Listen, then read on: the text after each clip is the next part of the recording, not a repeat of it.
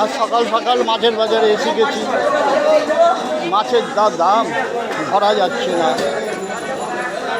কি মাছ দাম, ইলিশ মাছ ধরা যাচ্ছে না, 1200 থেকে 1400 টাকা। চিংড়ি মাছ 400 টাকা।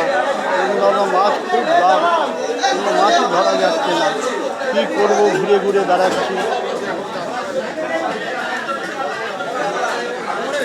চিংড়ি দাম কম, বড় বড় চিংড়ি